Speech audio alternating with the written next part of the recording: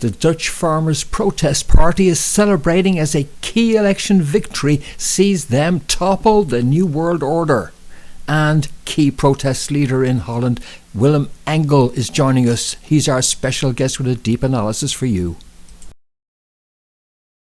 Willem Engel of Virus Warhead. You are some dude. It's great to see you. You haven't been arrested in a while, Willem, so that's wonderful. It must be a pleasant change for you. Perhaps an indication of the sea change that's taking place at the moment in your country. The funny thing, when I was in the election booth, some people remembered the arrest of last year and they commented about it like, hey, you're here again. Let's hope you're not arrested.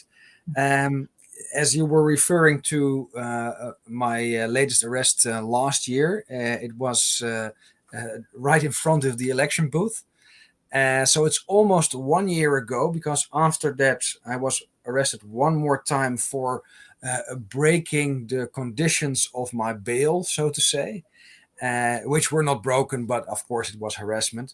So we see this harassment continuing, but winding down a bit. So was won quite decisively by the Citizen and Farmer Party, the BBB. But it's a bit uncomfortable, of course, to cheer for a party that has the Build Back Better logo in their name. So there are some caveats. First of all, yes, it's a victory, and it's a resounding victory. So the regime, the coalition of four parties, that is now in power for 6 years in Holland, already lost their majority in the Senate in 2019. But because of the support of the Green parties, and this is what we see all over the world, the Green parties are completely bought into the Agenda 2030 system. Talk to me about it, brother. We've got that problem here in Ireland, and they're supporting it all around the world. It's all around the world the same. And if you look at Germany, those Green Party members, which are supposed to be pacifist, are now the staunchest supporters of more weapons, more destruction, more war. Baerbock is a great example, of course, in Germany. Now, in the Senate, if we look at the seats, the coalition, I think, will end up with 21 or 22 seats of a total of 75. So for a majority, they need 38. Now, normally, they could borrow the majority from the Green parties. But the Green parties in total have probably 14 seats. So they're 1 or 2 seats short, even with the borrowing majority. Yes. And that brings a political interesting circumstance that even with the people or with the parties that are officially not in the coalition, but unofficially are proponents of Agenda 2030, they still can't get to a majority. And that makes it really difficult to ignore the opposition, mainly what people consider the right wing or the conservative opposition. However, what we see now is the how can I say, the trying to prop up the BBB party, as they are welcome to govern, and here we have some experienced politicians for you to lend because you're a very new party. So specifically 2 of the coalition parties, the Christian Democrats and the Liberals, they lend their politicians to the BBB. And that, I think, will be the big play for the coming months, is that this party, and this is always the problem when you have a new political party, they are very easily manipulated and infiltrated. I think the good point is that the plan to make it look democratic, the Agenda 2030 policies, that failed. Another good point is that the voter has very decisively said, get out, resign, we don't ever want to see your face again. However, this would be normal in a democracy, and we are not a democracy. Officially, we are a monarchy, but we have a democratic system. But that democratic system is just a thin layer of veneer on top of a globalist totalitarian system. And our prime minister, who has been a prime minister now, I think, for more than 12 years, Mark he's Rutte. clearly, yeah, Mark Rutte. He was the poster child of Klaus Schwab. So if you look at De Croo from Belgium, or Kurz from Austria, or Macron from France, or Trudeau from Canada, they're all made or sculpted or groomed on the basis of Rutte. They're all Rutte lookalikes in that sense. Yes. That's what's so heartening about this, Willem, is that, you know, we've moved from protesting on the streets.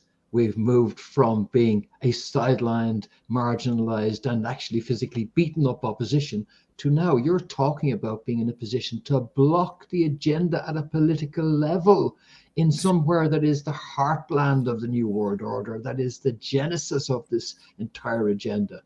That's what's so Absolutely. heartening to people around the world, Willem. This I translation. understand, but I also want to be careful with high hopes, because we have seen these political landslides or shifts before, and the regime and the deep state are very capable of sidelining these movements. So the big danger for the coming months is that they will be incorporated into the establishment. Yeah. And if And that I know happens, that's I know that's a pressing danger. But yeah. can you outline then how this movement transitioned from street protest into achieving electoral victory, and what then are the key cautions that we have as we move forward? Yeah. How do they do this, and how do we consolidate it? So I think the street protest is really the vanguard of the opposition. So the people who were on the streets voted for other parties. They voted for the Socialist Party. They voted, and that's a thing that a lot of people don't realize, because we're constantly slandered by being extreme right. But if you look at the people going out to protest on the street, so the Socialist Party, the Forum for Democracy, the PVV, and the BVNL, which is also a real liberal party, in opposition to the VVD, which is a fake liberal party. So those four parties have been at the forefront. And the strange thing is that they all lost seats.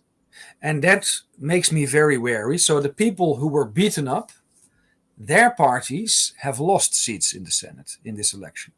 Right. But what we're seeing now, this upsurge of people that find the people in the streets and the political parties supporting them too extreme, have chosen the decent alternative. Let's say it like that. But we have to be very clear: it is opposition, and BBB is opposing the regime and Agenda 2030, just not in a systemic way as we would like to see. So what I think that we can expect from this election is a lot more political turmoil and theater, and a delay of Agenda 2030. But as I have said, this is just one battle. This is not the war. And the big danger is that we think, we won. And to give an example, a lot of farmers, because this was really, this came about because farmers and citizens finally came together.